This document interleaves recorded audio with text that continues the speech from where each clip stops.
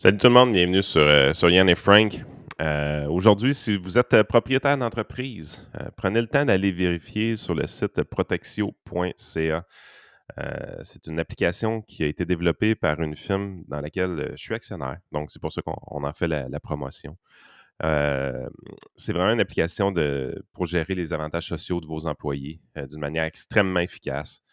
Euh, Grosso modo, l'employé va avoir l'application sur son téléphone, il va engendrer une dépense de soins dentaires, par exemple, va prendre la facture en photo et quelques jours après, va avoir l'argent directement dans son compte de banque. Pratiquement rien à gérer de votre côté.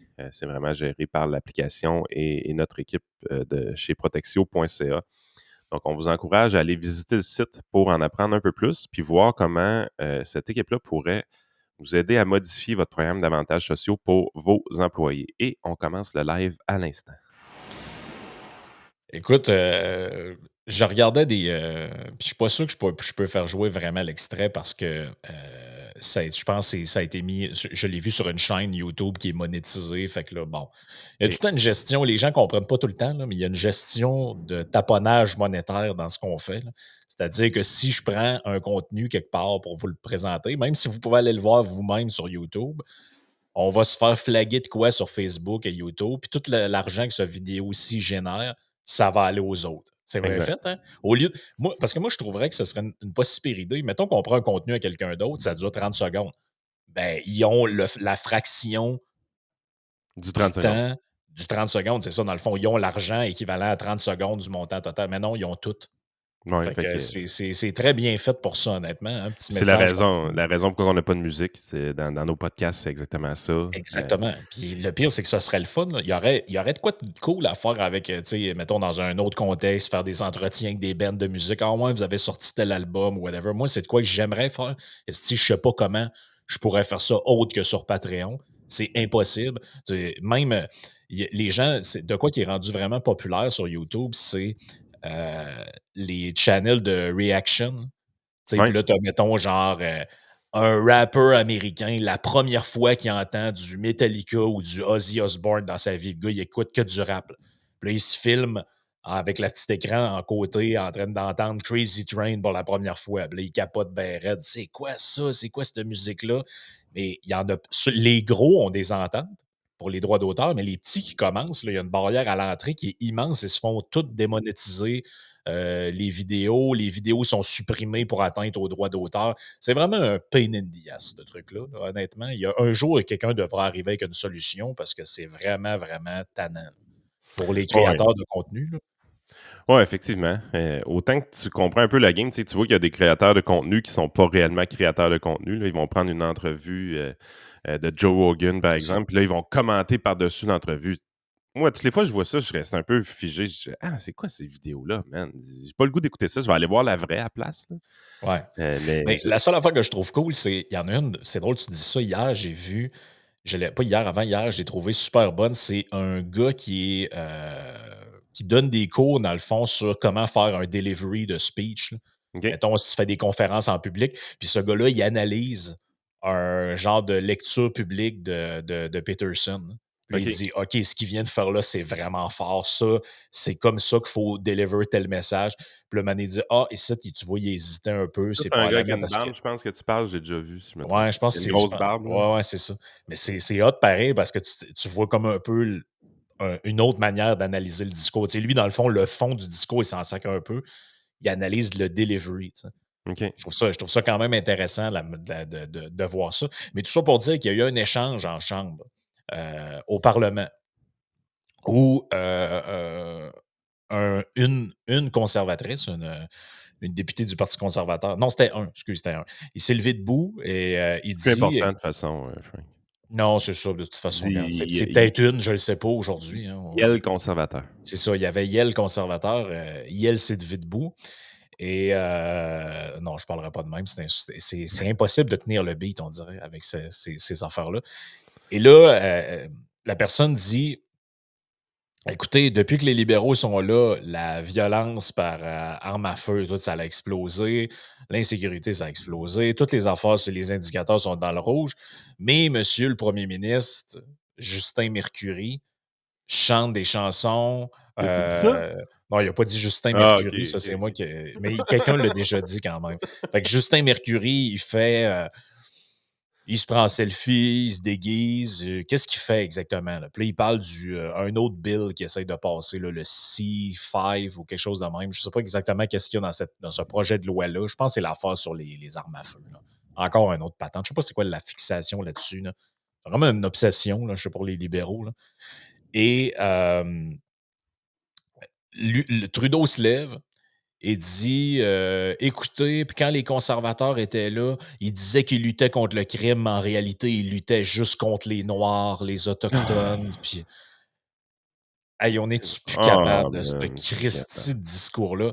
Et, et hier, Justin Trudeau, il était occupé. Tu sais, il faut quand même le dire, là, le gars, il a des choses à faire importantes dans une journée, là. C'est vraiment Il rendu peut, le woke en chef pareil, lui, hein. Oh oui, absolument. Puis, tu sais, l'affaire, c'est que Justin Trudeau, il y a des choses à faire dans une journée. Il y a des choses importantes à faire. Vous autres, vous ne comprenez pas.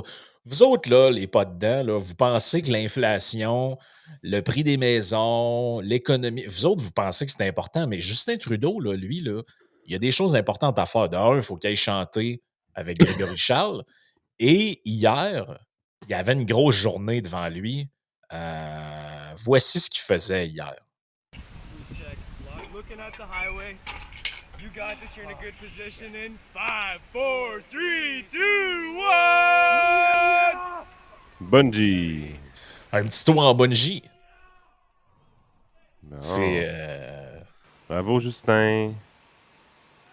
Ah, il s'est mis la tête dans l'eau. Ouais, il s'est mis la tête dans l'eau en plus.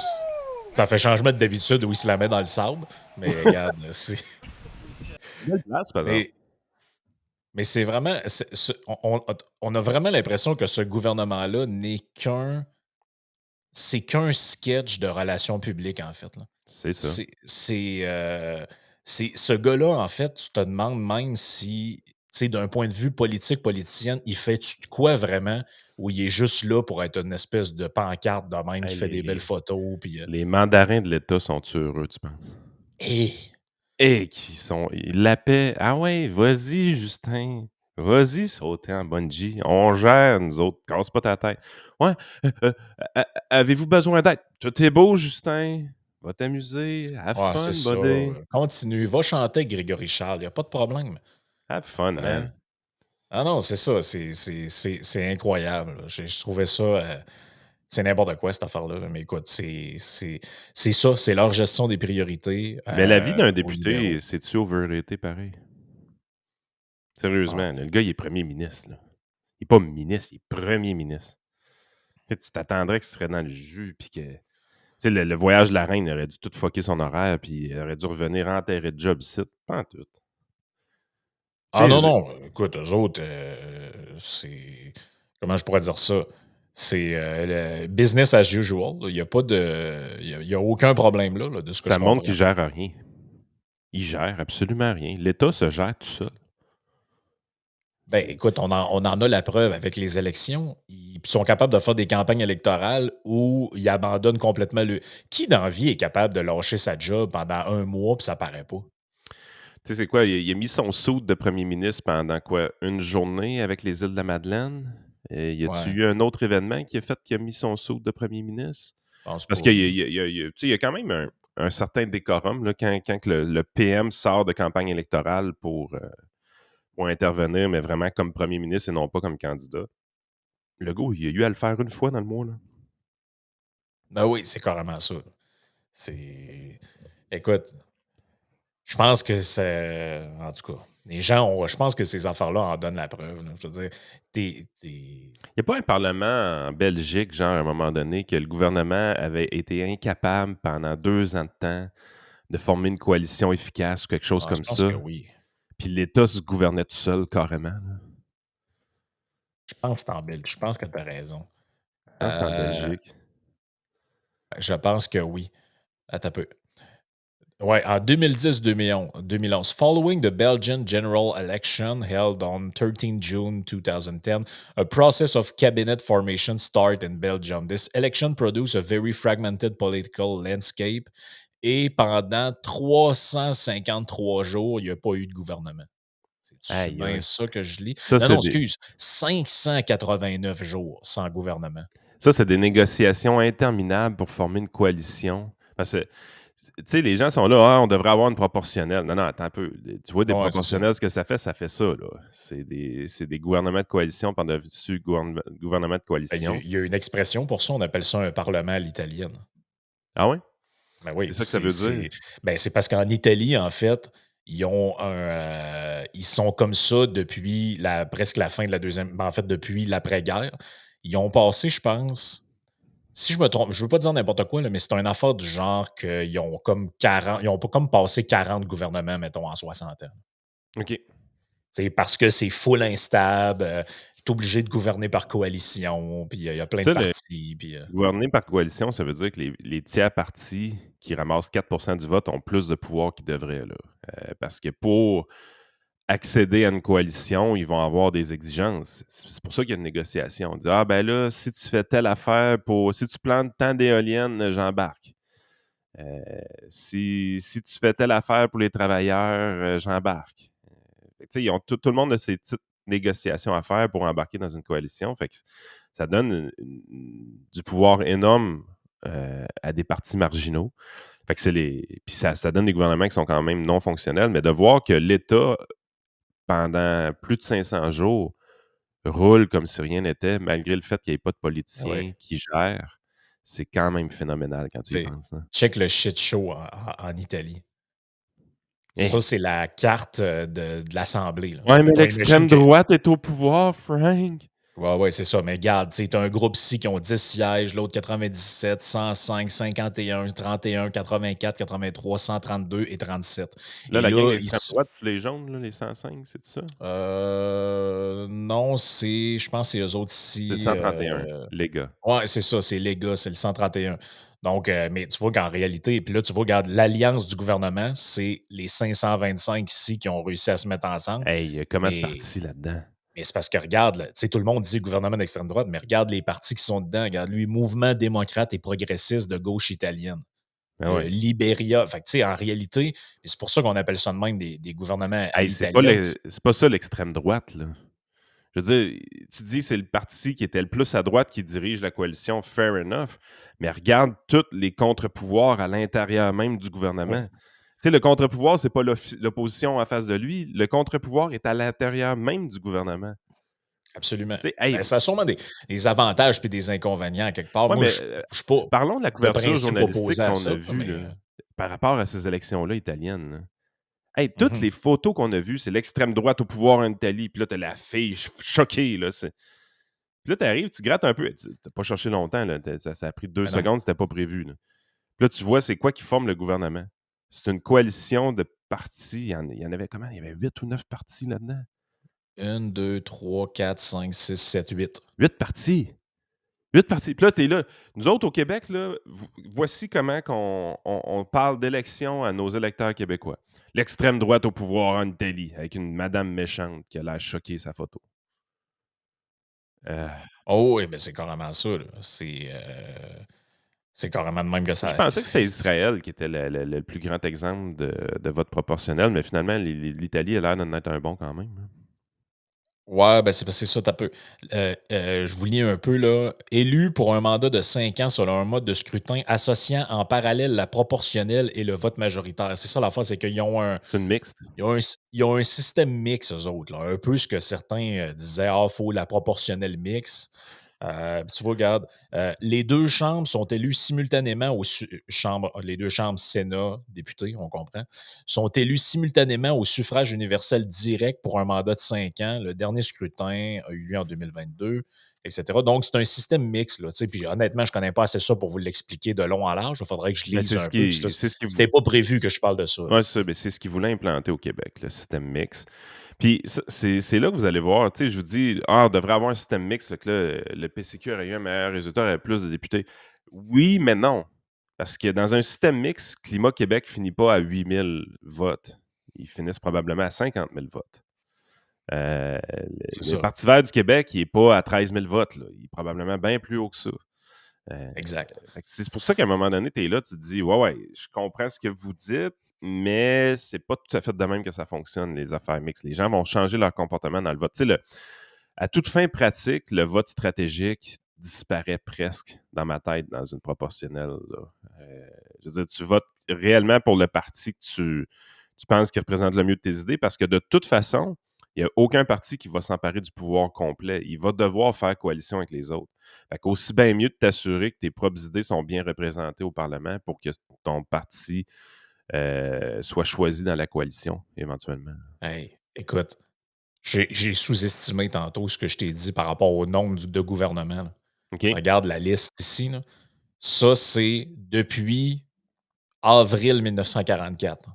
Bon, de la chute de Mussolini en 43, on réinstaure un genre de pseudo-démocratie et regarde la liste des gouvernements qu'il y a eu depuis ce temps-là. Aïe, aïe. La durée moyenne d'un gouvernement, c'est 361 jours en Italie. Même pas un an. Il y a eu, depuis la proclamation de la République en 1946, il y a eu 64 gouvernements en Italie. Aïe, aïe. Et c'est le bordel, là. OK, je comprends ton expression là, à l'italienne, un gouvernement à l'italienne. Là, T'sais, le gouvernement le plus long de l'histoire italienne, là, c'est Berlusconi, 3 ans. Effectivement, c'est un des rares qu'on se rappelle de son nom. Qu'on se rappelle de son nom. Mais les autres, on ne peut pas s'en rappeler. Ils sont là même pas un an. Aïe, aïe. C'est capoté, là. C'est pour ça que moi, quand j'ai vu toute l'histoire de hey, il y a une fille d'extrême droite, elle va être là un an, là. Oh, et puis Max. elle passera pas son agenda d'extrême droite. Là. Ben non, Chris, elle est obligée de faire des alliances avec des partis full à gauche, là. Puis on verra, Ben non. es-tu réellement d'extrême droite? Ça, je ne l'ai pas fouillé, je peux pas vous Ouais, dire. c'est Là. ça. Ça aussi, c'est tout le temps la même affaire. Moi, à chaque fois que quelqu'un est d'extrême droite, ça a l'air, je clique dessus, puis il a l'air plus de gauche qu'autre chose. Mais bon, ça, c'est Ça une doit autre être affaire. ultranationaliste, on est quand même en Europe, là, si elle a cette étiquette-là. Là. Mais, tu sais, je veux dire, Ouais, puis je suis certain que si je fouille, elle est contre le libre-échange, ces affaires-là. Là, fait que ça me surprend, en tout cas. Tout le temps un peu les mêmes niaiseries. fait que Hey, bref, les Italiens, ils se raseront pas les cheveux pour devenir des skinheads demain matin. Là. non, non, c'est ça. On peut se calmer les nerfs avec ça, là. Regardez comment fonctionne le système, là. Mais en même temps, c'est ça. C'est peut-être un système aussi qui empêche l'émergence de dérives extrêmes, là. Ouais. Mais tu le vois, là, dans le fond, il y a peut-être un côté positif à ça, Ben ça, là. c'est drôle, hein, parce qu'on nous a présenté la nouvelle comme de quoi qu'il y avait une dérive extrême en Italie, alors que fondamentalement, ce système-là l'empêche presque. Puis en même temps, Ben, c'est ça. c'est pas si surprenant que ça de les voir aller dans ce type de système-là, considérant qu'est-ce qui s'est passé justement dans la Seconde Guerre mondiale de la barre. Là. Il y a eu un Ben oui, c'est traumatisme ça. quand même avec les Italiens. On parle beaucoup de l'Allemagne, là, mais il y a eu un traumatisme avec les Italiens, c'est Oh sûr. oui, Là. absolument. Hey, hier, pendant que tout le monde ici était sur les élections, toute la patente, là, puis c'est normal, on comprend ça. Je regardais sur Twitter les trends. C'est quoi qui trend au Canada puis dans le monde? Il y a eu un genre de scandale hier. Il y avait un défilé de je sais pas trop quoi à Paris et j'essaie de vous retrouver les images parce que c'est quand même assez particulier, là. J'ai ça quelque part ici. Donnez-moi 2 secondes.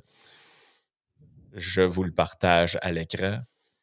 Hier, Candace Owen, la Femme noire la de droite, fameuse là. les fameux noirs de droite se sont présentés à ce défilé-là. Donc, elle était elle, il y avait Kanye West qui était là, il y avait d'autres mondes. Hey, Et regardez ce qu'il Candace, là, sérieusement, tu la regardes aller un peu, là. Elle a pas l'air douce, douce, douce, là. Non, non, non, mais là, hier, ils ont donné. Tu sais, l'expression donner un coup de pied d'un nid de fourmi là, ou d'un nid de guêpe, là. Ben, hier c'était à coup de pelle dans le nid de fourmi, OK. puis dans le nid de guêpe, puis partout, là. Regarde ce qu'ils portaient quand ils sont arrivés au défilé hier. Et tabarouette. Les deux se pointent sur le plateau avec des chandails marqués White Lives Ah, c'est ça. Matter Ça, c'est du dessus. Candace Owen à 100%. Extrêmement provocatrice. Là. Et là, c'est un trend en ce moment sur Twitter, là, hashtag White Lives Matter, là. Et là, le bordel est C'est pogné. sûr. Et je pense qu'ils ont fait. euh, ils savaient clairement ce qu'ils allaient créer Oui. avec ça. Oh, oui, c'est Et volontaire. ils voulaient montrer Le le. racisme Ils de l'autre voulaient bord. sciemment, ils voulaient sciemment montrer le deux poids, deux mesures parce que tout le monde a compris qu'une personne blanche qui arrive avec un chandail marqué Black Lives Matter, il n'y a pas de problème. Tu es la meilleure personne depuis le début de l'humanité. Écoute, c'est juste tu n'as pas inventé les boutons à 4 trous. Mais une personne de couleur noire qui se promène avec un chandail marqué White Lives Matter, t'es un traître à ta nation. Hey, ils ont accusé d'être des suprémacistes blancs. Faut quand même le faire. Là. Je veux dire, je sais pas si vous avez oublié, mais ils sont quand même noirs. Là. Écoute, je suis en train de Je veux finir dire, Madness of Crowds de Douglas Murray. Des événements de même, il en parle dans son livre. Je te le dis, il faut que tu le lises un moment donné, Frank. C'est ton genre de oh, c'est bébelle. sûr. Là. Ça s'en vient. C'est Ça ton s'en genre vient. de bébelle. Là. Mais c'est spectaculaire. Ce qui est décrit dans ce livre-là, justement, c'est spectaculaire. C'est des affaires de même. Les incohérences du nouveau wokisme. En grosso modo, là, il prend 3 à 4 thématiques dans le livre. Là. Il va parler effectivement du racisme, il va parler du féminisme, il va également parler de la communauté gay et finalement, il termine sur l'aspect trans. Probablement, le dernier chapitre qui était le plus important, là, c'était celui sur les trans aussi, parce que c'est là que les incohérences ressortent plus. Et c'est là aussi que tu vois plus d'incohérences entre les différents groupes, parce que le premier chapitre du livre, c'est vraiment le féminisme. Puis tu vois vraiment qu'ils deviennent en contradiction éventuellement avec le mouvement trans. Puis la guerre pogne carrément entre les deux mouvements. Il est rentré vraiment en profondeur dans ces 4 mouvements-là, mais avec une approche un peu plus traditionnelle, si on veut, traditionnaliste. Là. Ouais. Fait que c'est fantastique, ce livre-là. Je sais pas si c'est clairement un best-seller, là, mais je veux dire, je sais pas jusqu'à quel point il a été populaire, mais je sais qu'avant que je décide de l'acheter, je me l'étais fait proposer vraiment, vraiment, vraiment souvent par Audible. Là. Ouais, puis quand tu achètes un livre, mettons, ben, tu dis justement, vous auriez aimé Ouais. aussi, ou ce genre de truc-là, ça revenait souvent. Mais écoute, hier, c'est parce que ça a fait. Moi, ce genre de truc-là, tu sais, je le sais là, que c'est pas très charitable de faire du trolling, là, Ah, c'est du mais trolling. ça permet de faire ressortir des contradictions Ouais. incroyables. Tu sais, je vous avais déjà parlé maintenant de des manifestants qui est allé essayer de péter la gueule de Milo Yiannopoulos dans un podcast en le traitant de nazi. Là, là j'étais comme, tu peux ne pas aimer ce gars-là, qui est un peu une ordure à certains égards. Il n'y a pas de problème. Mais des petits blancs de campus américain qui s'en vont traiter de nazi un juif, là, c'est quand même assez particulier. Ben, hier, c'est ça qu'ils ont réussi à créer et ils le savaient. Là. Ben oui. Regarde les types de messages que tu as. Regarde la tête du gars. Là. Un gars qui a de l'air branché, j'ai pas besoin de t'expliquer c'est quoi, là. Il a de l'air full à gauche. Le gars, journaliste web, pop culture, blablabla. Le gars, c'est un petit blanc français. Là. Et regarde ce qu'il tweet par rapport à la photo que je t'ai montrée. Ils sont fiers de porter le White Lives Matter, arboré fièrement à Paris. C'est un slogan de suprémacistes blancs et d'extrême droite pour délégitimer. Lui, dans le fond, le gars blanc chie sur des gens de couleur noire parce qu'ils ne sont pas d'accord avec lui. Mm-hmm. En fait, Mais tu sais, il y avait eu un moment de... Puis rappelle-toi, là, il y avait un je vous ai pas inconfort. lu le pire en passant. Il y en a beaucoup. Il y en a une qui dit que c'est 2 bipolaires, un autre qui. Tu sais, Il y a du marketing la chaîne aussi. est Il y a débarquée. du marketing aussi là-dedans. Là. Je veux dire, Oh Candace oui. Owen, si elle fait pas d'affaires de même, on parle pas d'elle. Tout le monde comprend un peu comment ça marche. Ah non, c'est ça. Puis, tu sais, quand le mouvement Black Lives Matter, quand il avait été vraiment, vraiment fort de son côté, il y avait eu des gens qui avaient commencé à faire All Lives Matter, qui techniquement est fondamentalement plus en lien avec ce qui était carrément dans le discours de Martin Luther King à l'époque. Oui, absolument. Qu'on avait déjà lu des extraits ici. Oui, exactement. Tu sais, moi, je pense qu'on avait accompli un grand objectif ou presque accompli un grand objectif à un moment donné. Moi, quand j'étais jeune, là, je suis né en 84. Là, fait que j'ai fait mon secondaire dans les années 90. Ce qu'on nous apprenait, c'était que la couleur de la peau n'était pas importante. C'était pas quelque chose qui était pertinent dans le choix pour un employeur, c'était pas pertinent dans le choix pour un politicien, puis c'était correct d'ignorer la couleur de la peau des gens.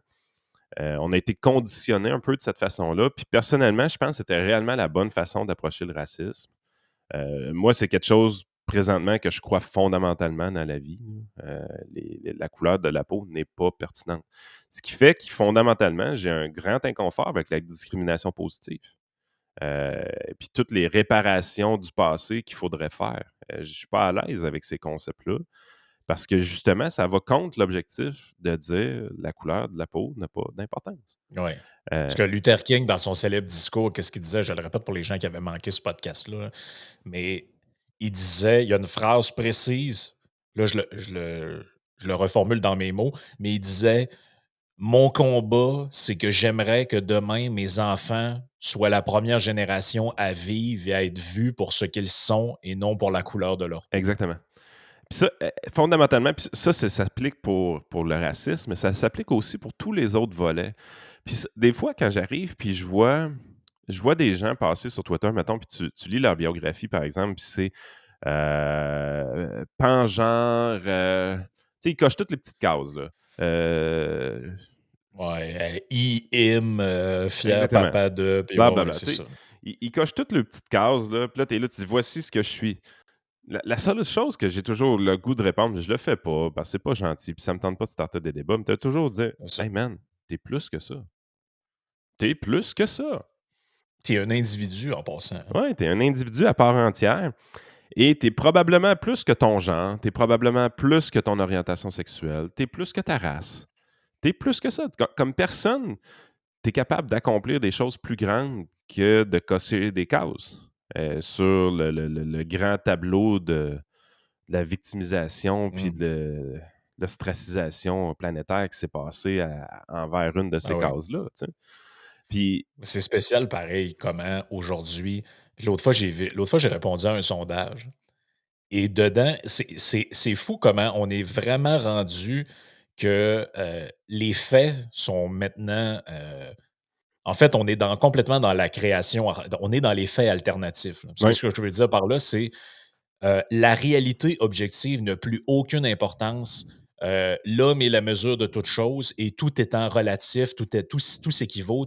Là, on est rendu qu'on pose aux gens des questions du genre à quel groupe, tu sais, genre, au lieu de vous demander origine, mettons, puis là, tu aurais caucasien, noir, afro-américain, whatever, là, peu importe les catégories que vous utilisez, c'est à quelle catégorie vous identifiez-vous? C'est-à-dire que je pourrais même mentir en répondant au sondage en disant que je suis afro-américain, il n'y a aucun problème. Là, Mané, tu te dis, ouais, mais c'est pas.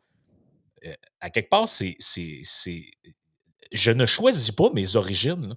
Moi, ma famille est venue ici, jadis, et c'était des Européens.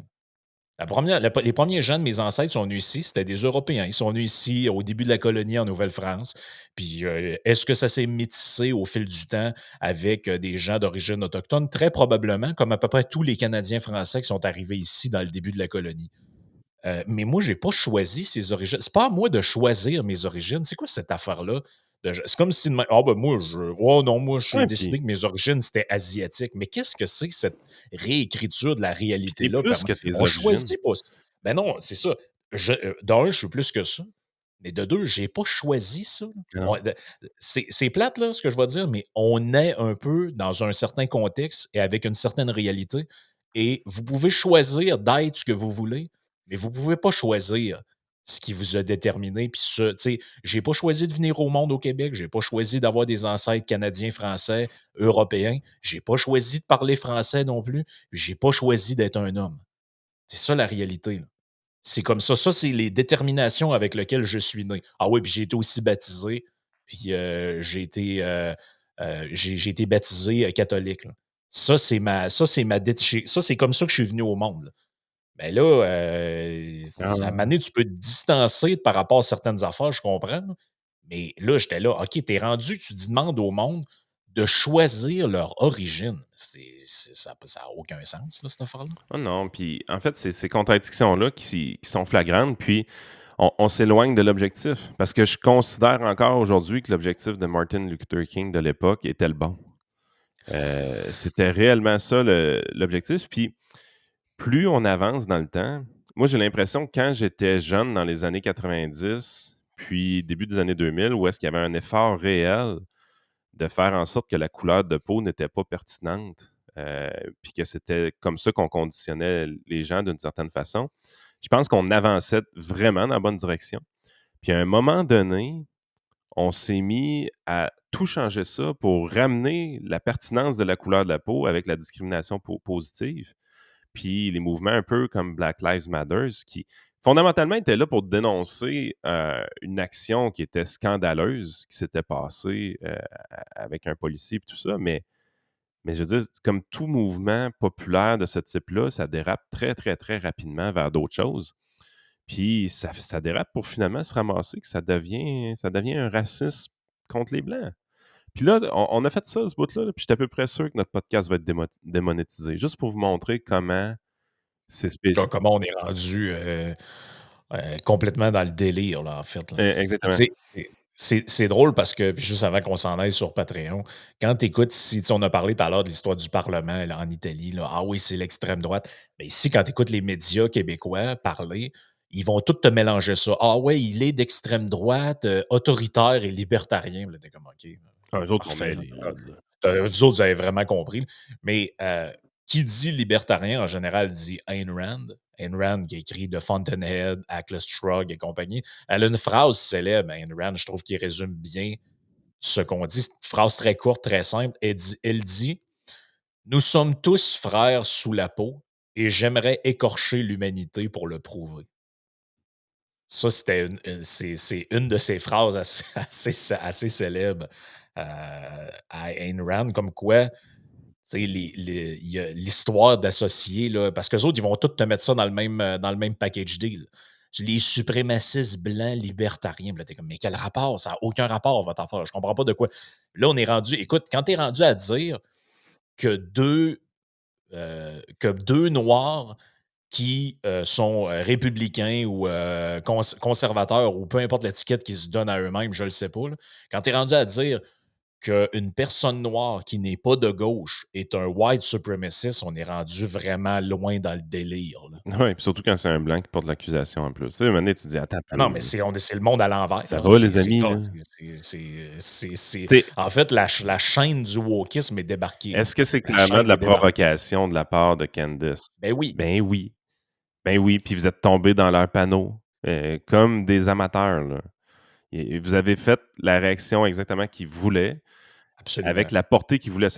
Comme tu disais, ça trendait hier sur Twitter.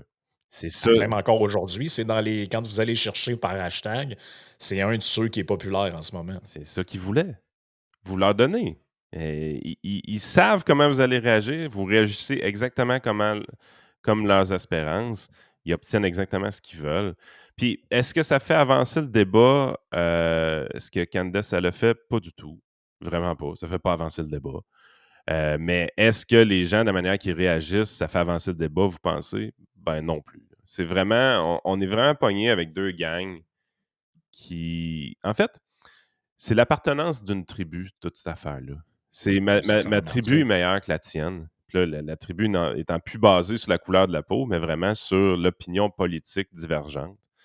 Puis là, c'est vraiment une affaire c'est vraiment tribal, alors que normalement, on devrait avoir une approche beaucoup plus individualiste, puis dire non, vos astifies de niaiseries tribales, là, on est rendu plus loin que ça. Là. Ce qui compte fondamentalement, c'est pas au groupe auquel l'individu appartient, c'est l'individu fondamentalement. Cet Non, c'est absolument. individu-là, c'est plus que des cases à cocher. Ben oui. Ça représente un esprit, ça représente une philosophie de vie, ça représente un style de vie, ça représente des idées. C'est ça un individu. C'est pas est-ce qu'il est gay, est-ce qu'il est noir, est-ce qu'il aime. Non, c'est ça.